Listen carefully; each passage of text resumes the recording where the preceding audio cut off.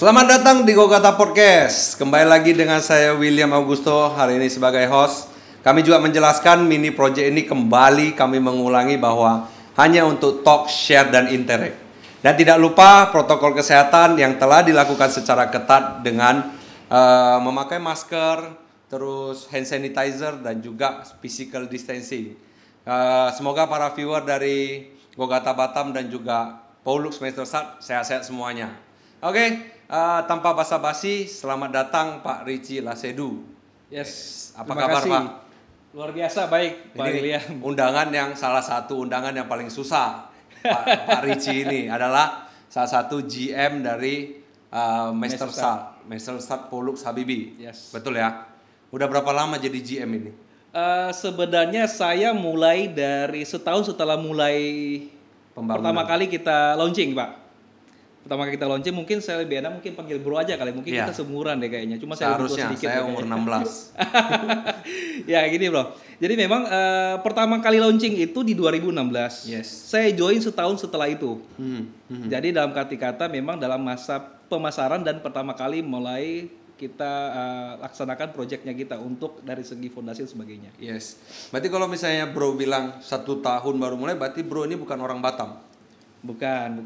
Berarti orang aslinya saya dari Manado. Iya, Manado. Cuman saya berkarir itu di Jakarta.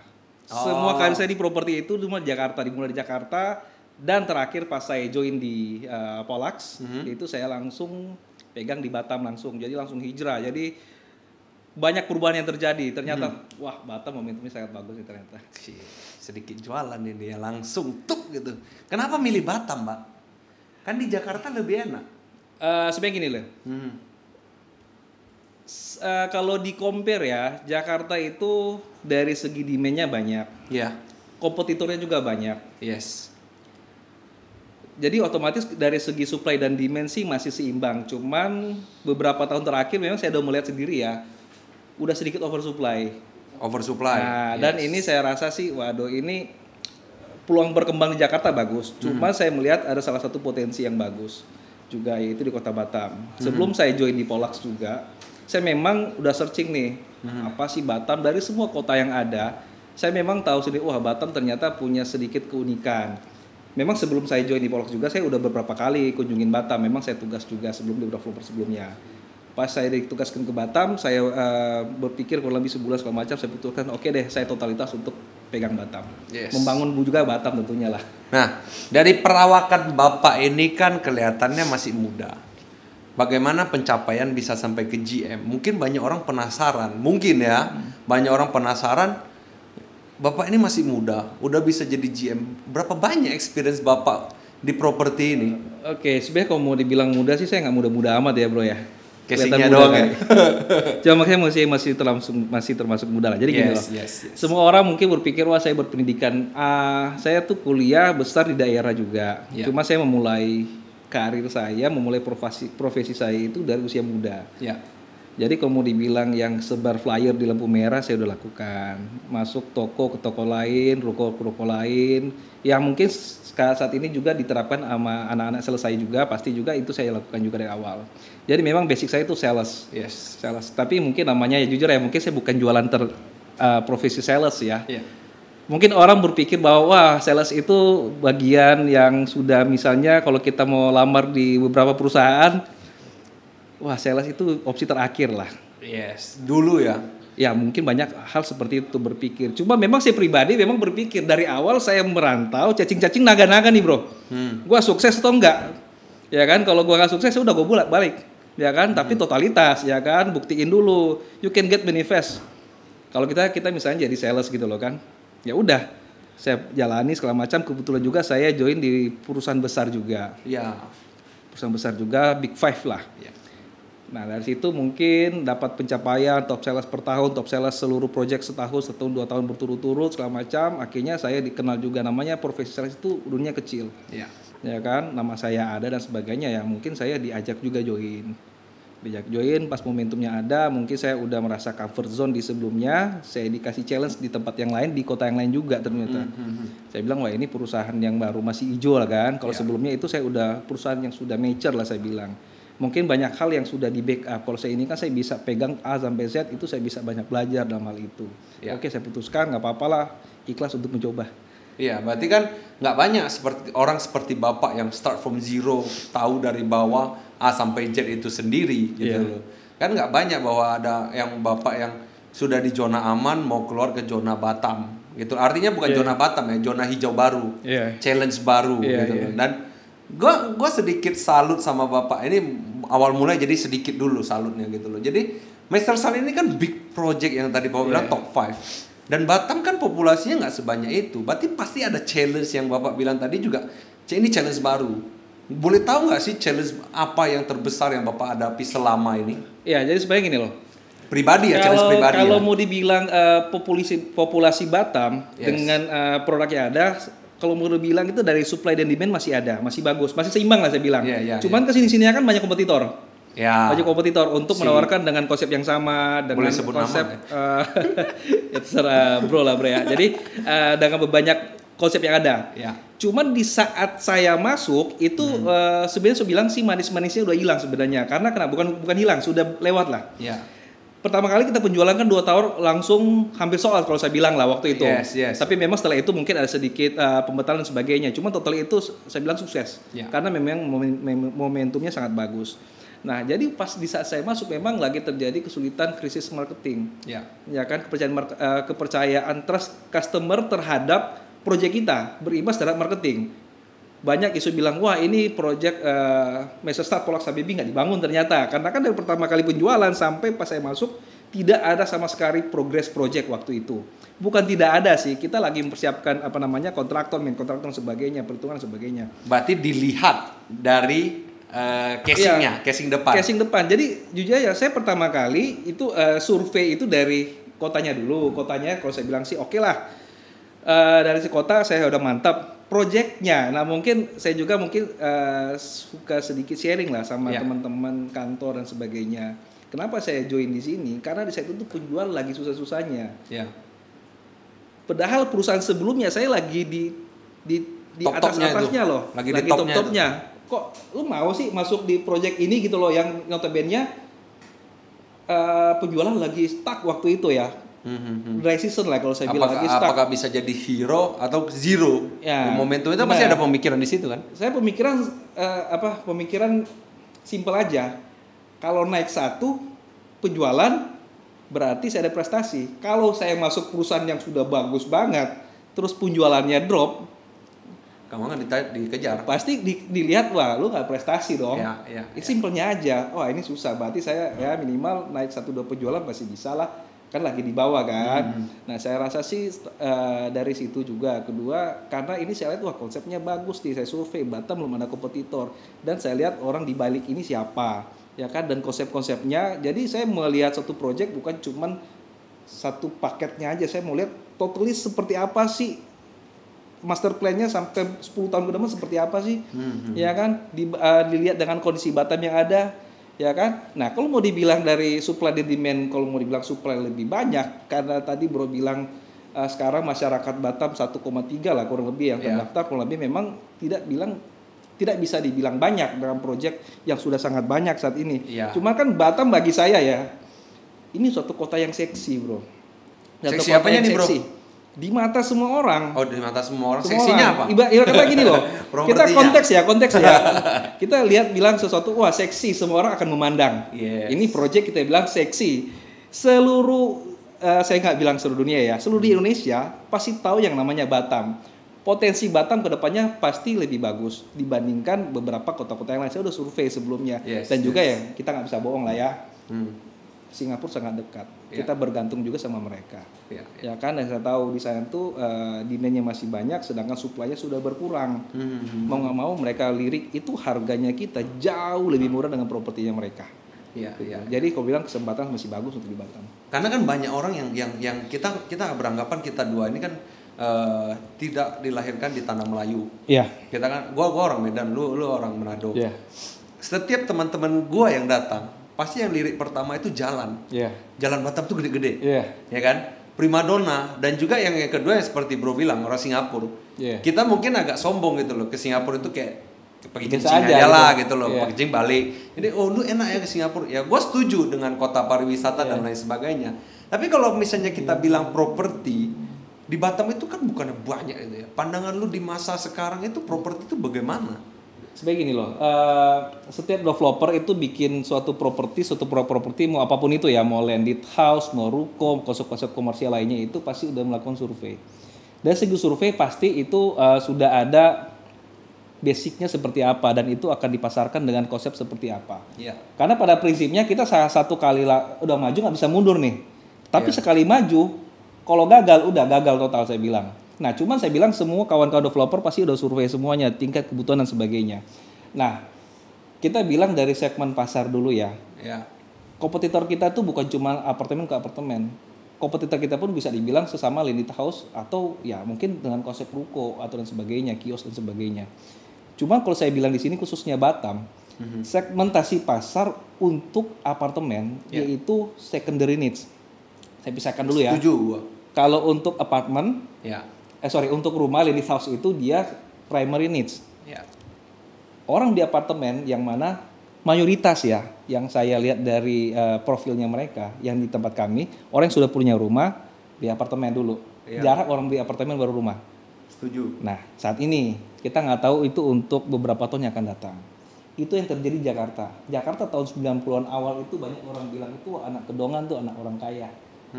Kenapa? Karena itu terjadi secondary needs. Orang udah punya rumah baru di apartemen. Dengan konsep-konsep banyak konsep dan sebagainya. Wah, berarti image-nya orang di apartemen atau orang kaya, benar. Setuju. Di Manchester juga orang di apartemen saya bilang pasti dari segi power income-nya mereka itu di atas rata-rata lah, ya kan? Jadi dan kebanyakan secondary need ya. Secondary needs. Tetapi sekarang di Jakarta yang terjadi, orang itu beli apartemen yang mana udah nggak sanggup di rumah lagi. Itu terjadi di Jakarta. Contohnya dengan harga 1M nih, saya mau cari rumah di Jakarta dengan budget 1M bisa dapat, tetapi di gang yang cuma bisa dilewatin motor atau mungkin mobil lu parkir itu 100 meter baru ke rumah, ya kan? Atau misalnya kita dapatnya 1M di kota satelit, klaster contohnya, ya kayak Bogor, Depok, Bekasi dan sebagainya. Nah, sekarang di Batam, balik lagi Batam itu masih saya bilang secondary needs, ya kan? Jadi saya bilang sih kita secara apple to apple sih memang tidak terlalu kuenya ini beda sebenarnya saya bilang dengan rumah nih. Ya kan, mungkin berbeda sama apartemen nih, apartemen. Nah itu kita itu saling makan nih customernya nih, berkompetisi lah dengan sehat segala macam. Jadi saya bilang cuma kedepannya Batam sekarang tanahnya makin lama itu dari segi izin pun udah nggak bisa lagi bikin klaster. Kita kan cuma bisa bangun itu high rise building, ya kan. Jadi suatu saat Batam itu apartemen itu akan dianggap sebagai sesuatu yang primary needs. Jadi maksudnya jangan tunggu misalnya suatu itu udah jadi kebutuhan dasar baru orang mau beli. Ya kan, apabila Bapak Ibu kalau misalnya lu bro contohnya ya, misalnya ada punya rezeki dan sebagainya ya, berinvestasilah di properti yang high rise building yang punya potensi masa depan yang sangat bagus. Oke, gitu. Kita ngomong investasinya nanti. Masih banyak nggak bahwa klien atau calon klien lu yang pemikiran bahwa gue lebih baik beli rumah, ada tanahnya, gitu loh, ada sertifikatnya. Kalau apartemen kan enggak. Masih banyak nggak yang di kota Batam ini? Kita ngomong kota Batam aja. Banyak, saya bilang banyak. Tapi nggak bisa dibohongin ya, itu 70% pembeli kita orang Batam loh.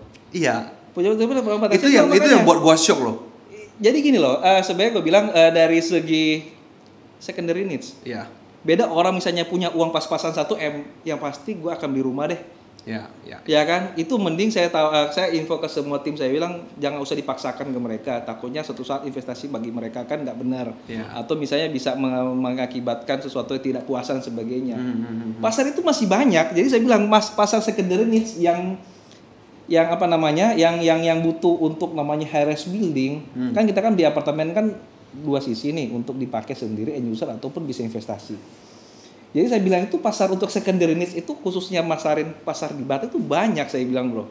Di kota daerah sekitar Batam, pulau-pulau Batam di sekitar itu pun banyak. Jakarta dan sebagainya. Saya bilang jadi memang Batam sih bukan satu daerah yang tidak dikenal ya saya bilang. Itu semua orang itu more than 50% lah dia know about Batam untuk Indonesia ya. Berarti kan ada yang gue related dari bapak sih, dari bro sih. Bapak si tua amat. Dari seksi itu sendiri bahwa memang juga orang Batam juga sudah memikirkan this is secondary need sampai 70% kan yang membeli ya. Orang Batam loh. Orang Batam ya, bukan orang luar loh. Berarti kan ada ini ya, berarti Batam sudah menjadi kota primadona dan juga orangnya sudah maju untuk pemikiran. Iya, betul. Ini baru satu loh, baru Mr. Sak, belum yang lain-lain sebagainya. Lagi. Nah, gue mau nanya yang saat ini, saat pandemik ini, mungkin orang-orang yang nonton podcast ini bosan tentang pandemik lagi.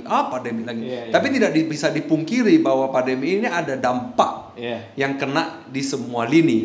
Nah, gue mau nanya, sebagai GM ada kesulitan di mengatur marketing, ataupun ada yang dari klien yang ada trouble-nya. Kan ini masa sulit nih, semua uang macet dan lain sebagainya. Yang cicilan juga jadi macet dan lain sebagainya. Membuat efek besar nggak pada project ini? Sebenarnya gini loh. Jadi saya mindset ya. Sulit itu saya ganti dengan kata challenging lah. Jadi masa yang penuh tantangan lah sekarang saya bilang ya. Menantang banget bro. Karena gini loh, tapi khusus proyek kita lah ya, kesuksesan suatu proyek, barometernya kita bisa lihat penjualan. Betul. Penjualan ada, otomatis ada cash flow. Cash flow ada, otomatis proyek jalan terus. Oke, kalau kita dari awalnya udah stuck, ekornya pasti stuck saya bilang. Oke, nah sekarang kalau mau dibilang sekarang kita ngomong dari segi konsumen deh. Konsumen sendiri jujur aja saya bilang mau kota apapun semua sulit. Setuju. Semua sulit. Satu dunia. Ya, seluruh dunia lah. Semua itu pasti mengalami masa sulit. Bahkan mungkin ada yang lebih parah atau ada sekarang yang sudah benar-benar new normal sudah berjalan. Udah mulai nanti lah, udah recover, udah berjalan bagus lah. Nah, kalau sekarang kita berada di tengah-tengah lah yang Indonesia ini ya. Semua mengalami hal sama kok. Saya akui. Tetapi mungkin secara historical aja saya bilangnya Q pertama itu kuartal 1 kita penjualan masih bagus. Bulan 1, bulan 2, bulan 3 bahkan di saat Singapura udah mulai nutup diri itu kita lebih tinggi penjualan dibandingkan 1-2. April itu puncaknya. Puncak sulit-sulitnya lah saya bilang ya. Jadi dari segi penjualan kita pasti drop lah. Lagi drop, penjualan tetap ada. Drop pasti. Bulan 4, bulan 5 naik sedikit, bulan 6 naik sedikit. Bulan 6 naik sedikit saya bilang. Tetapi memang bukan jadi kesulitan saya bilang dari customernya. Yang pertama ya berefek ke kita dari penjualan tentunya. Penjualan pasti. Orang pasti stop bayar, stop beli lah. Wait and see nih. Ini arahnya mau sampai di mana sih? Ya kan? Karena kita ini krisis ekonomi, krisis kesehatan. Double. Tar lagi udah mulai di pilkada dan sebagainya lah. Ya kan? Ini akan berentetan. Orang nggak berpikir arahnya mau kemana sih?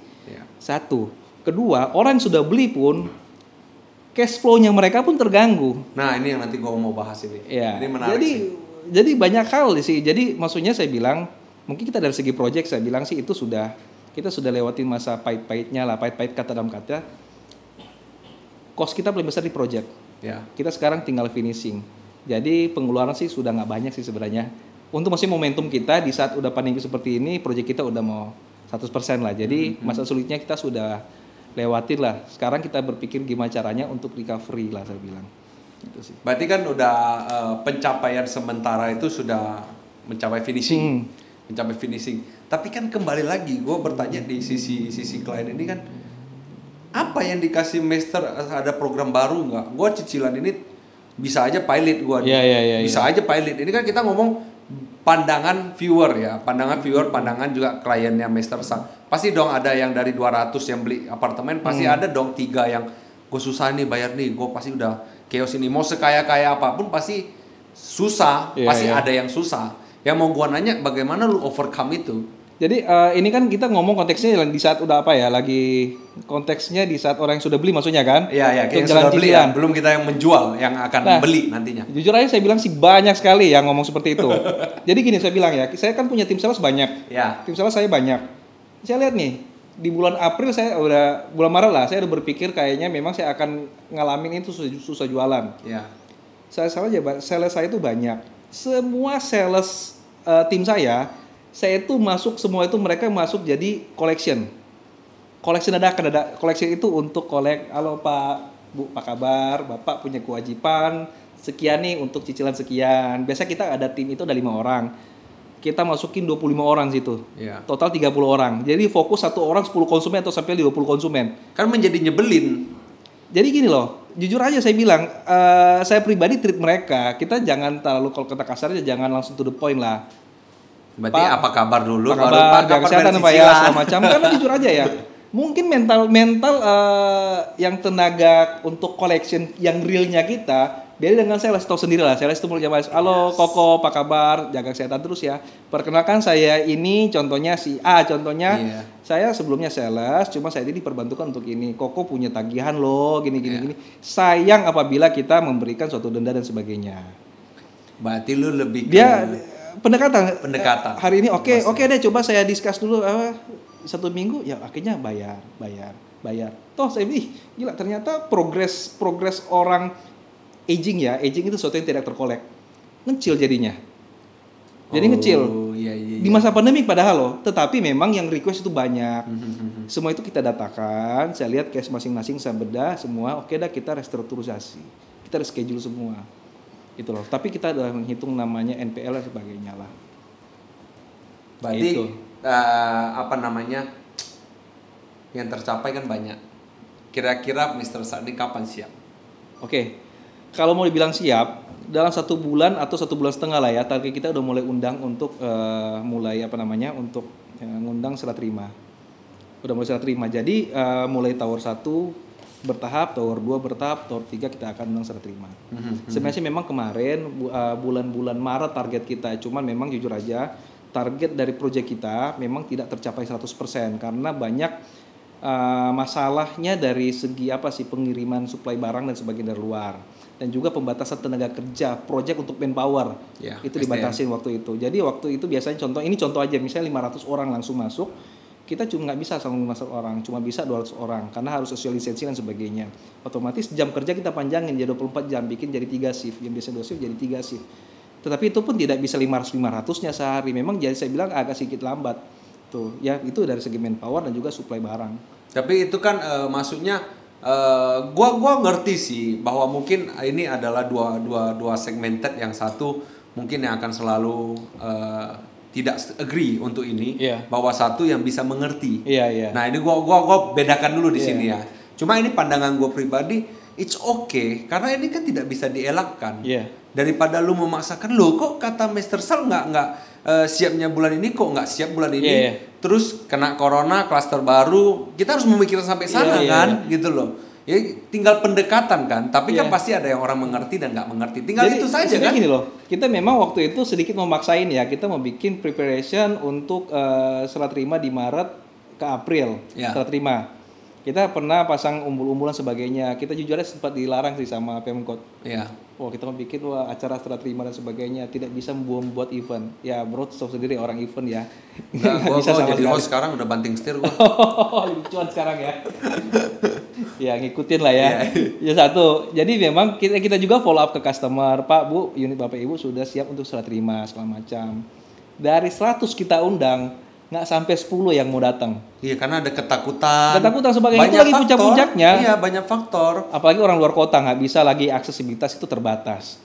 Dari 10 unit, nggak sampai 10 unit yang ada, itu pun satu orang ngambil 3. Hitung-hitung cuma 2-3 orang yang mau datang. Iya, dan juga mungkin ada yang faktor yang gini loh. Ada pemikiran yang kelompok kecil kalau gue ambil gue bayar ini loh, gue bayar iuran loh. Pasti gue biarin dulu. Karena gini loh, kita nama tinggal di apartemen, pasti namanya service charge. Service charge itu kalau mau dibilang kok lebih tinggi dari rumah, ya benar, karena gini ya, kalau saya jelaskan apartemen mungkin panjang kali ya. Karena dari segi secure, ngomong aja mati lampu aja dan sebagainya, maksudnya sudah terbackup kok. Jadi maksudnya ibarat kata segala sesuatu tuh jauh lebih secure, lebih efektif, efisien, one stop living, semua ada di situ semua. Ya kan, kita tinggalin kunci aja, kita tinggalin apartemen, mudik setahun balik masih keadaan utuh. Kita tinggal di rumah, ya saya juga tinggal di Jakarta juga, pernah tinggal di rumah, tinggal di apartemen hampir 10 tahun juga, berbeda sih. Mungkin lu bisa keluarin program bercandanya begini kan, kalau misalnya lu nggak mau bayar service charge, di atas lantai 10 gratis, tapi nggak boleh pakai lift. Biar orang mengerti gitu. Bagus dong, lebih sehat jadinya. Iya, biar lebih sehat ya kan. Karena pasti viewer bilang ini hostnya nggak capable, tapi kita mikir sehat gitu loh, naik tangga gitu. Bisa saya masukkan agak seperti itu. Iya kan? Iya, bisa iya, jadi iya. kasih masukan, jadi orang juga lebih ngerti. Tapi tenang kok, kita memang untuk promo bulan kuartal ketiga ya, kuartal ketiga mulai per hari ini kan, itu saya udah keluarkan program-program sih banyak lah. Salah satu itu saya bilang tadi free service charge. Ya makanya jadi Gitu. juga meringankan, dalam arti kata kita juga mendukung untuk recovery. Karena untuk recovery Indonesia ini tidak bisa semata-mata hanya pemerintah. Ya. Harus dari Bapak sebagai GM yang project besar, UMKM dan juga teman-teman dari pelaku seni, semua orang harus saling support. Ya betul. Kalau enggak ekonomi pasti bubar. Gua bilang ya, bubar ya bahasa halus itu. Karena kalau kayak di Batam ya, kita nggak support UMKM. Kita nggak beli barangnya sedikit, lama-lama dia bankrupt. Terus yang dikerjakan, kita ngomong hal yang basic knowledge saja, dia nggak bisa dikerjakan, dia pasti di PHK. Setelah PHK otaknya jadi sempit, pencurian semuanya. Itu domino efek bro. Iya, domino efek. Gua agree domino efek. Jadi itu jadi dari satu faktor besar sampai kecil jadi faktor besar yang akibatnya besar juga. Iya, makanya kita nggak hentian di sini itu saya bilang sih ya, pemerintah harus cut itu dengan banyak simulasi yang terjadi, dan kita juga sebagai warga sipil, pelaku bisnis juga pun harus sama-sama lah mendukung, harus jadi simbiosis. Kadang-kadang saya tuh lucu-lucuan sih sama kawan-kawan developer juga. Kita kan biasanya ke kompetitor, sekarang kita saling support bro. Keluar informasi apa kita saling tukar informasi, saling support. Makanya itu saya 2-3 hari lah, setiap 2-3 hari saya ikutin live seperti ini juga sih, membahas dengan Ray atau dengan Arebi atau dengan beberapa developer kita bikin webinar juga seperti ini. Seminggu bisa 2-3 kali. Karena orang berpikiran itu kadang-kadang di sisi lain itu ada yang negatif thinking gitu. Oh, lu udah nggak IO, lu buat podcast dapat duit, atau lu ngikut-ngikut. Tapi kadang-kadang dia tidak memikirkan, satu, kita tidak bisa munafikkan bahwa kita butuh uang. Kita tidak bisa munafikkan itu kita kebutuhan gitu loh, primer ataupun sekunder. Tapi kan kadang-kadang di hati kecil kita pengen sharing. Dengan kita buat podcast ini mungkin ada yang cukup 5 orang deh yang view. Setidaknya 5 itu nonton sampai habis. Daripada ada 2.000 tapi semua nggak nonton. Gue lebih berharap itu, dan mungkin ada ilmu yang bisa dibagikan. Dengan adanya ini, gue juga sebagai host juga mendapatkan ilmu. Teman-teman yang di belakang layar juga ada pekerjaan. Betul. Jadi nggak stagnan mati gitu loh. Gue ngapain ya. Jadi setidaknya ada pekerjaan yang kita kasih, ada yang nonton. Jadi semuanya kita juga memberikan informasi. Whether you like it or not, gue nggak butuh banyak. Tapi kalau banyak, ya gue suka gitu loh. Jadi viewer gue jadi banyak gitu. Jadi saya bilang sih ada momentum lah, ada kans di saat masa sulit pasti ada kans lah. Kayak gini kan, kita jadi berani untuk tampil di depan layar contohnya. Biasanya saya itu langsung direct interaksi dengan semua customer. Saya pernah presentasi itu hampir 1.000 orang tuh. Itu rasanya beda loh. Di saat saya presentasi itu di depan layar laptop doang. Webinar contohnya. Itu sih saya bilang sih agak sedikit berbeda, tapi itu challenge lah. Sekarang tim-tim saya juga udah jadi banyak YouTuber, saya bilang. Orang harus bikin bikin rubah sesuatu dari yang konvensional jadi yang modern. Jadi di setiap krisis seperti ini saya bilang ya, memang yang berdampak mungkin mayoritas berdampak, tetapi ada yang berdampak positif pasti ada lagi. Gimana caranya kita menyikapi. Saya bilang kita jangan cuman stuck, ya sudahlah, berpasrah, doa, selesai, tunggu saya miskin terus salahin pemerintah. Berkarya aja terus. Mungkin kalau saya sih properti kan. Saya di properti, gimana caranya supaya properti saya survive dengan berbagai cara. Bro William juga mungkin dengan model seperti ini yang biasanya bikin event dan sebagainya kan, itu udah termasuk orang kreatif di situ kan. Ya kita mau bikin YouTube lo mau bikin gimana caranya, yang penting positif, semua orang bisa dengar. Jujur aja, webinar hampir setiap hari itu saya kalau ada waktu saya buka. Itu banyak yang dibahas. Dalam arti kata kan sesuatu tuh kan yang dulunya kita bayar seminar ini gratis loh. Anytime bisa baca atau kita bisa nonton di mana aja. Gitu loh. Jadi ya maksudnya ambil positifnya bro. Nah kita ngomong-ngomong digital, kira-kira Paulus ada mengeluarkan program apa yang tentang digital? Karena kan kita dipaksa untuk ke digital. Jadi gini loh. Kalau ngomong digital ya, sebenarnya kita ada mulai dari era 2019 tuh kita udah mulai mengeluarkan yang namanya Message Application. Oke. Tetapi mungkin memang kita udah menyiapkan satu wadahnya, usernya nggak banyak karena orang yang masih konvensional tuh di Batam masih banyak. Gitu. Mereka lebih suka hard copy lihat dibandingkan seperti ini. Nah, cuman memang mau nggak mau kita kan dipaksakan sekarang. Ya kan kita nggak bisa tetap muka dan sebagainya, bisa tapi terbatas lah. Nah, saya udah nyiapin kuda-kuda memang dari bulan 3 masuk ke bulan 4.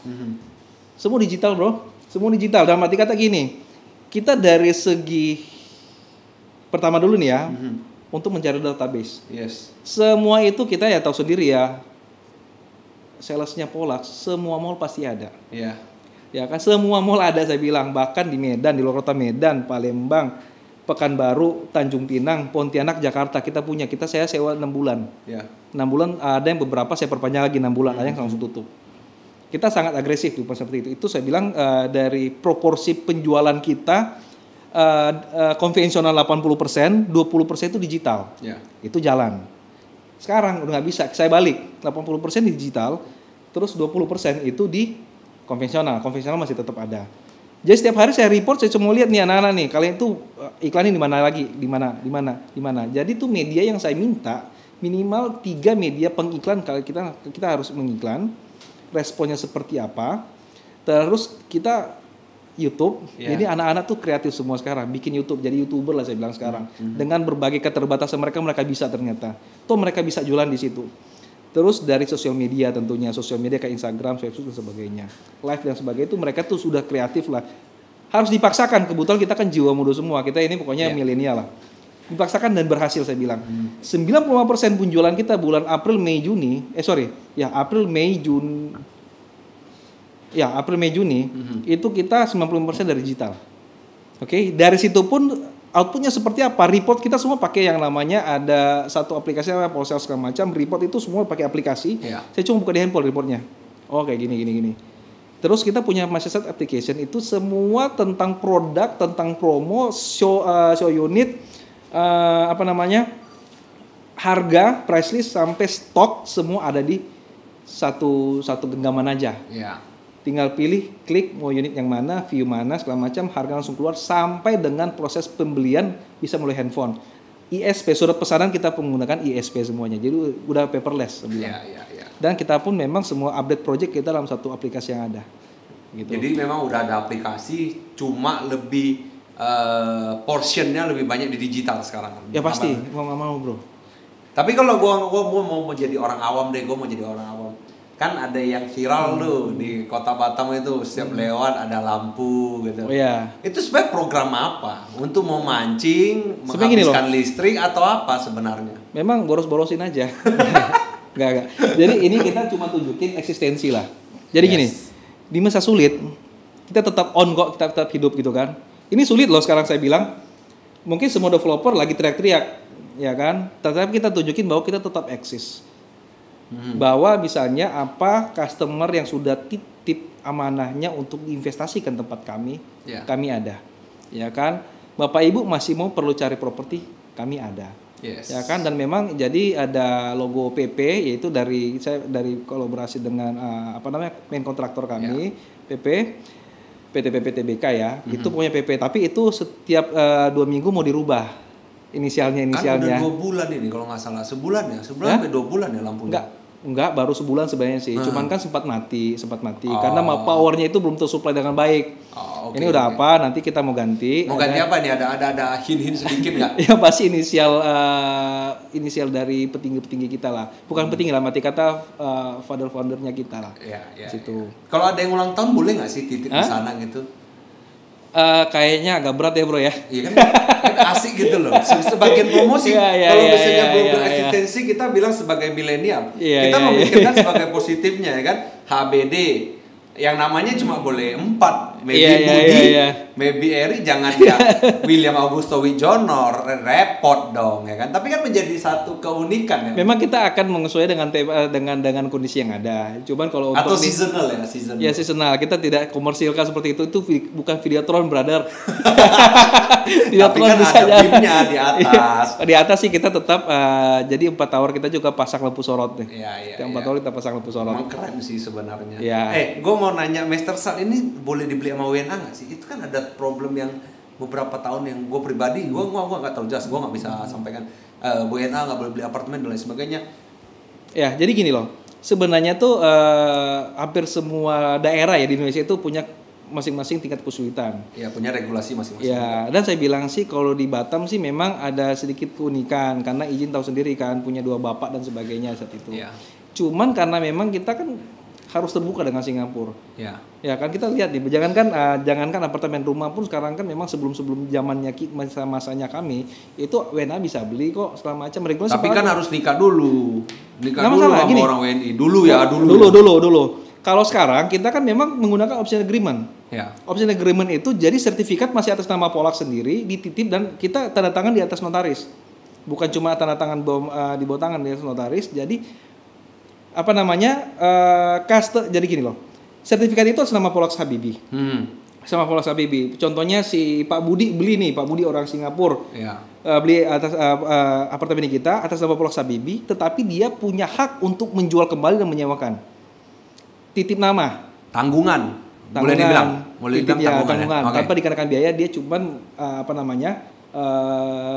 kita menggunakan option agreement tersebut di notaris. Yes. Dan itu udah berapa lama yang kayak gini? Dari awal penjualan sampai sekarang. Oh iya, berarti udah lama. Belasan persen. Jadi kurang lebih kita 17% pembeli dari Singapura, bro. 17% loh. Kalau kita hilangkan semua regulasi yang ada, udah kita susah. Mungkin. Gitu loh. 17 hilang. 17%-nya hilang. 70 tambah 17. 17. Sisanya 13% itu kurang lebih di daerah sekitar. Berarti udah habis dong, soal semua dong. Oh enggak, itu masih dari total penjualannya ada. Ya kan, tapi kalau kita masih ada kok, masih ada kesempatan bro. Untuk para viewer mungkin yang mau beli rumah boleh, ini sampai promosi ini. Apartemen bro. Apartemen ya, atau retail ya, retail juga boleh lah ya. Retail mall. Retail mall beda, itu kan beda leasing. Ya. Itu nanti dijelaskan lebih detail nantinya. Yeah. Gue mau nanya, kira-kira target sebagai GM, gue bilang sebagai GM ya, gue nggak mau bilang sebagai company, sebagai GM, Master Salt itu sendiri siap huni target lu tahun berapa? Siap huni. Jadi gini kan saya bilang tadi kita siap huni itu semua udah masuk ya, bukan boleh masuk ya.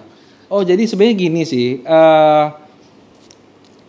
Pertama kali kita serah terima kurang lebih kan 1,5 bulan atau 2 bulan lah kita mulai start ya. Nah, cuman itu kan kita memang target secepatnya setahun udah rampung semua. Kapan kira-kira? Setahun dari taruhlah ini 2021 berarti 2021 bulan 9 lah ya. Oke, berarti tahun depan. 3 tower dulu, 3 tower. Ya. Soalnya kalau tower yang keempat, kalau kita bilang tower 5 kan tower 1, 2, 3 sama 5. 4 tapi kita bilang 5. Itu kita memang bedanya dari segi serah terima beda setahun. Ya. Kita target 3 tower dulu ini ya, bisa setahun dari September 2020, berarti 2021 udah selesai semua lah. Tapi kan balik lagi customer, kita akan mengeluarkan regulasi kalau misalnya memang mereka nggak mau serah terima, kita siap unitnya, tapi si bapak contohnya si Budi tadi mau serah terima nggak, ya kan? Karena pikir nih, waduh kalau gue serah terima gue kena service charge nih, contohnya kayak gitu kan. Yang tadi lagi. Tetapi memang semua regulasi yang ada di apartemen biasanya itu akan menggunakan yang namanya serah terima otomatis. Jadi mau nggak mau gitu loh kan, mungkin kita kasih kelonggaran dari sekarang 2 tahun apabila kita akan serah terima, kita akan serah terima otomatis. Berarti target bahwa Mr. Salt akan ramai hunian di 2024. No, 2021 lah. 2021 kan mulai, kan gue bilangnya semua orang udah masuk. Semua orang udah masuk tergantung orang serah terima. Kalau dia mau masuk gue sendiri, makanya tadi gue bilang ini kok menjadi perdebatan sebagai GM pandangan lu gitu loh. Target saya pasti 2021 semua udah harus masuk 3 towernya. Positively. Oke, gue mau nanya tentang begini sih.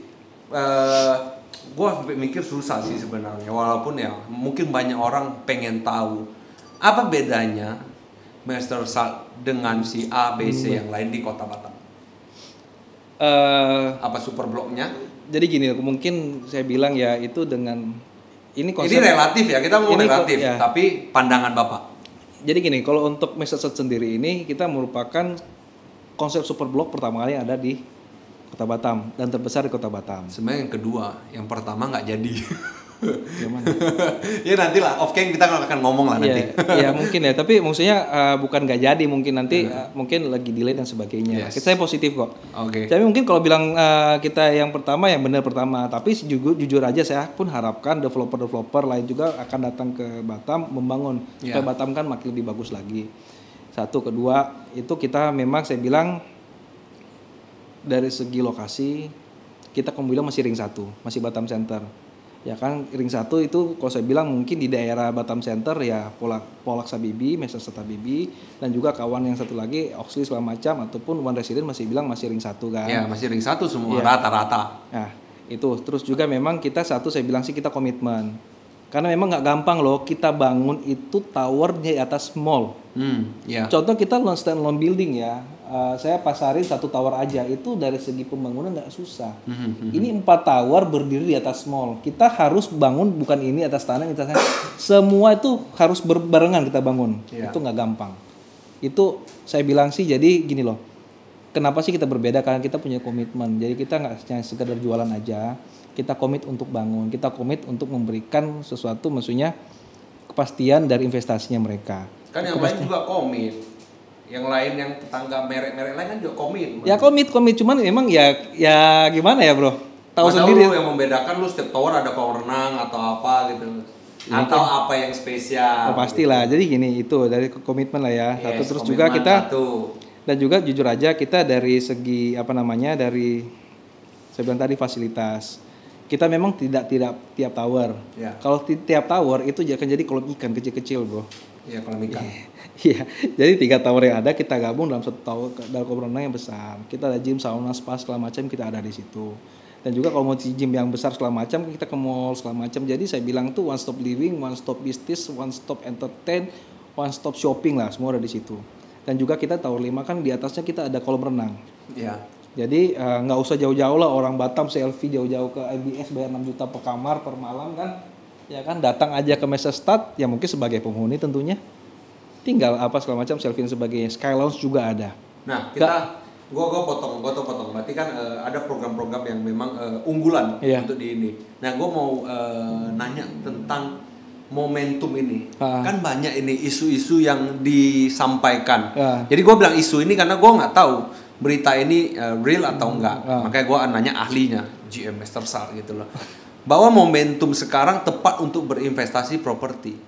Menurut Bapak pribadi, Bapak lagi. Menurut Bro pribadi itu tepat atau tidak? Jadi gini loh, ini saya ngomong khusus proyek saya ya, atau secara general dulu ya? Secara general dulu deh. Nah ini kita ngomong sekarang, sebenarnya sih kalau secara teori, tapi saya malas ngomong teori lah. Sebenarnya teorinya itu sedikit ya, itu ada World Economic Clock. Atau Economic Watch lah gitu. Jadi sebagai gini loh. Ini sebagai gambaran ya. Ini lagi zaman mungkin challenging atau susah-susahnya semua developer atau apa segala macam. Pasti semua orang akan kasih gimmick. Semua orang akan kasih plus-plusnya dan sebagainya. Semua developer itu akan memberikan ya mungkin diskon dan semua kemudahan-kemudahan yang lainnya. Yang mungkin tidak akan kita dapat lagi di saat pandemi sudah berakhir. Tahun depan, 2 tahun depan kita nggak tahu. Ini sih saya khususkan bagi customer ya, jujur saya nggak mau naif. Bapak ibu yang punya cash dan cash flow yang bagus, cash dan cash flow yang baik, mending lu lariin, lu simpet uang lu di properti. Ini simpelnya aja ya. Kita saya nggak akan maksa orang untuk memaksakan lagi banyak yang PHK dan sebagainya, Bapak Bu. Tapi kan kita nggak tahu corona ini kapan selesainya. Kalau misalnya gue beli properti terus misalnya dunia gue terkuras, artinya begini. Bahwa hukum alam itu kalau misalnya kita punya 2M, pasti kita akan cari rumah yang 1M sampai 1,5 M. Nggak mungkin dong kita cari yang 200. Otomatis kan sisa 500 juta. Untuk orang untuk bertahan hidup masa sulit ini yang tidak jelas. Tidak jelas dalam arti katanya vaksinnya ya, gue ngomong lah. Bahwa menjadi keraguan kan. Nah bisa aja orang menjadi pilot nantinya. Apakah itu harus dikonsiderkan dari satu bidang properti atau tidak? Jadi sebenarnya gini loh, saya pribadi kan pasar kita besar. Orang yang punya kemampuan beli itu untuk properti saya bilang besar. Tinggal tergantung di mana dia punya keyakinan dia mau investnya di mana. Contohnya dia punya kemampuan 2M atau punya tabungan 2M, nggak mungkin lah dia untuk beli properti 1,5 M. Dia akan lihat kurang lebih 20-30% dari apa yang dia punya. Nah, makanya tadi saya bilang, bagi Bapak Ibu, buat kawan-kawan semua yang punya cash dan cash flow yang baik, karena kan di saat pandemik ini kan pasti ada yang diuntungkan, ya kan? Pasti ada perusahaan yang naik atau perusahaan yang stabil. Ada yang banyak juga yang hancur. Secara pribadi banyak yang naik, tapi jauh lebih banyak yang hancur pasti, ya kan? Bagi yang punya cash dan cash flow yang baik, simpan uang di properti. Karena stimulus pemerintah, jangan usah gitu lah. Waktu tahun 2008 Amerika itu cetak uang banyak, otomatis uang itu nominalnya jadi berkurang. Tapi kan itu tidak berdampak ke Indonesia, walaupun berdampak, tapi nggak directly. Nah ini kan sekarang directly, berbeda dong tahunnya. Tapi gini, saya bilang kan tadi bedanya apa? Amerika itu punya devisa negara yang bagus. Kita tidak punya tabungan devisa negara. Ya kan, dan itu akan menguras habis, dan otomatis itu yang dulunya kita bilang 14.405 kayak harga McD, nomornya McD, nominal mata uang kita itu dari berapa ribu sampai naik belasan ribu, dan akan naik lagi saya bilang. Setuju. Oke, kita bisa simpan cash nggak masalah. Cuman kan ini momentum. Bagi yang punya cash dan cash flow yang baik, ya simpan, saya bilang di properti tadi. Kenapa ya? Semua jadi gini lah. Nggak usah primary deh. Kita lihat deh. Bro, lu lagi susah. Lu lagi susah nih. Kalau lu tahu gue lagi susah. Contoh bro. Ini kan di saat kita mau jual rumah, di saat kondisi lu susah, lu ya udahlah, yang penting deal harga 1 M, udahlah nggak apa 700 lepas deh, gue lagi susah. Tapi itu kan menjepit orang, tapi kan itu segmen yang berbeda. Kalau lu lagi begitu duit kan, kalau gue lagi ada cash flow bagus, ya udah gue ambil deh. Tapi gini, gue ada satu pemikiran begini. Lebih baik gue beli Rolex gitu loh. Submarine maybe. Harganya sama mungkin sama studionya Master. Maybe kita kan. Dan gue lebih jualnya lebih gampang nantinya. Boleh nggak gue pemikiran seperti itu sih? Bisa. Coba gini loh. Saya nggak bisa bikin apple to apple dan antara branded tools dan juga ataupun properti. Kalau kita bilang kayak investasi Rolex itu sama dengan investasi emas. Benar saya bilang, kemungkinan turun tuh jarang. Ya kan, tetapi sayangnya sesuatu barang itu tidak bisa disewakan, brother. Ya kan? Investasi properti bisa kita jual beli, kita bisa sewakan juga. But long term. Maksudnya? Menurut gua agak long term. Untuk long term. Tapi kalau untuk short term mungkin berinvestasi, ini memang tidak apple to apple, tapi ini beranggapan kita dua adalah manusia awam gitu loh. Lu berpendirian di properti, gua berpendirian di branded goods. Karena branded goods gua bisa simpan, mungkin akan naik nanti kapan, same right sama kayak properti kan. Walaupun dia jual nggak jual itu tidak apple to apple. Apakah kalau gue beli properti dengan cash udah pasti aman, tapi kalau dengan cicilan, karena kan gue setuju dengan Bapak ada gimmick, setiap marketing harus ada gimmicknya. Dengan lu lebih murah dan lain sebagainya. Setelah nanti pandemik udah nggak dapat begitu, gue agree. Tapi kalau misalnya gue ngikut pada saat ikut dalam cicilan, bisa aja gue terganggu dengan marketing ini. Marketing siapa nih? Marketing ini dalam arti kata yang momentum pas untuk beli properti. Memang dari pro-nya, dari teoretikalnya betul. Tapi kalau secara keuangan, ya kembali lagi back to masing-masing. Tapi kan kebanyakan akan menjadi susah nanti ke depannya kalau ini berkepanjangan. Jadi gini loh, kita beli properti bukan cuma lihat dari segi harganya kan, kita lihat kemampuan saya per bulan berapa. Ya kan, karena kita kan memang dan lain sebagainya, teoritikal lah. Kita ada cicilan ke developer langsung, ada cicilan ke bank langsung. Bank akan pasti menolak kita apabila dia kan menilai juga kan dari kita. Mungkin bank lebih tahu kemampuan pencicilan saya dibandingkan bank. Bank jauh lebih tahu. Cicilan akan rumah yang ada. Ya kan bank akan tahu, lu nggak bisa ya bro dengan pertahanan sekian, lu analisa dan sebagainya lu nggak bisa. Apalagi bank sekarang lagi memperketat gitu loh. Nah, terus kalau mau dibilang compare lagi tadi mengenai Rolex dan sebagainya ya. Kalau saya bilang sih apartemen jauh lebih properti jauh lebih liquid sih. Karena di segmennya jauh lebih besar. Satu, kedua dari segi mungkin barang-barang seperti itu kan dia kan lebih pasarnya memang saya bilang terbatas sekali lagi pandemi seperti ini, dan juga dia movable. Mana properti lu bisa curi, brother? Lu curi sertifikatnya kalau udah daftar BPN contohnya. Lebih safety lah ya. Maksudnya kita juga bukan mengajarkan lah, memberi informasi kepada viewer kita juga bahwa mungkin properti tepat, tapi harus ada pemikiran yang matang. Jadi saya tuh bilang sih, maksudnya setiap saya sesi presentasi dimanapun saya bilang bagi bapak ibu yang punya keuangan yang sehat, saya tidak memaksakan. Itu akan jadi trouble antara kita dan juga customer tersebut gitu loh. Saya pada prinsipnya, lu kalau misalnya sales saya, lu kalau memang kelihatan konsumen nggak mau, udah tinggalin, lu fokus yang lain lagi, jangan fokus orang yang sama terus. Karena pada prinsipnya tuh di setiap kesulitan seperti ini pasti ada orang yang mendapatkan cuan yang lebih pasti. Ya kan, pasti ada banyak yang mendapatkan berkat lah dari semua yang ada. Jadi makanya saya bilang sih mungkin di sini bagi customer yang punya kemampuan gitu loh.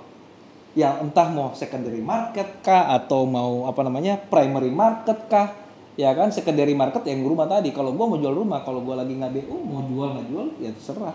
Gua mau jual 1M 1M, contohnya kayak gitu. Yang mungkin kedua sedikit lah ya. Kita tadi kan momentum dari ekonomi yang ada, semua yang mana semua developer akan berlomba-lomba lah, akan memberikan semua lah, bahkan gua mau kasih kolor gua kasih deh, yang penting gua beli. Contohnya, karena bulan depan pun harga yang semua kan akan tahan terus kan. Tahun depan pasti dia akan ngikutin margin harga, nggak mungkin dari titik pertama dia pasarin sampai titik serah terima dia akan masarin dengan harga yang sama, itu pasti piling di perusahaan. Satu, kedua dari momentum saya bilang progress project. Ya kan? Memang saya bilang paling bagus kita beli kalau mau dapat capital gain yang bagus, kita beli di saat kita masih launching. Kalau mendapatkan keuntungan kita jual di saat sudah serah terima. Itu pasti naik. Cuman bedanya, kekhawatiran saya saat ini lagi pandemi kayak gini, seberapa kuat developer bisa bangun. Ya kan? Resiko delay pasti ada. Nah, kalau kita pribadi di sini kan karena kita udah serah terima.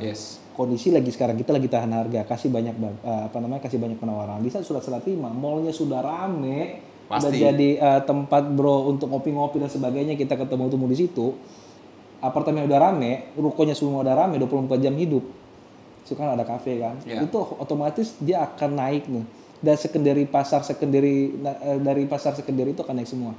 Dia akan naik. Jadi saya bilang di saat kondisi ekonomi semua lagi kasih yang bagus, terus juga nanti di saat kita udah serah terima, udah rame semuanya, ya jangan nggak apa-apa sih Pak, nanti saya beli biasa udah rame bisa sih, tapi harga udah naik juga ya kan.